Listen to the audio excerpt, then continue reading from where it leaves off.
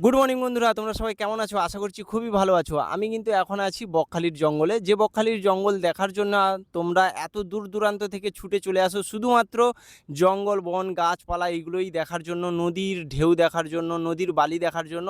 আমি কিন্তু সেই স্পটে একদম দাঁড়িয়ে রয়েছি। আর যারা খুব ভালোবাসো ম্যানগ্রোভকে, আমি সেই ম্যানগ্রোভের এরিয়ায় দাঁড়িয়ে রয়েছি। বকখালিতে যারা সাইট সিন দেখতে পছন্দ করো, আমার এইরকমই সাইট সিনের ভিডিও কিন্তু আমি ইউটিউবে এর আগেও আপলোড দিয়ে এসেছি।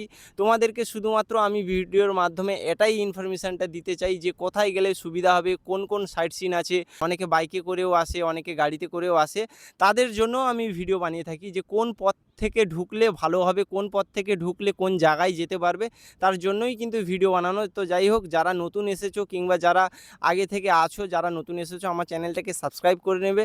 আর যে দাদা ভাইগুলো আগে থেকে আমাকে সাবস্ক্রাইব করে রেখেছে সবাইকেই ধন্যবাদ জানাই আসার জন্য। আর আজকের কিন্তু আমি দাঁড়িয়ে রয়েছি একদম বকখালির সেই সি বিচের পাড়ে, যেখানে বাবলা গাছগুলো রয়েছে। অনেকে জানো বাবলা গাছের সম্পর্কে, যে বাবলা গাছটা কী গাছ হয়, আবার অনেকে চেনো না যে বাবলা গাছটা কী গাছ হয়। তো আমিও জানি না ঠিক, আমরা গ্রামীণ ভাষায় জানি যে এটাকে বাবলা গাছ বলে, তার জন্যই আমি বললাম। আমি কিন্তু এখন বকখালির সি বিচে দাঁড়িয়ে রয়েছি। আজকের টোটোয় সেরকম লোক নেই, তার জন্যই ভিডিও বানাতে পারছি।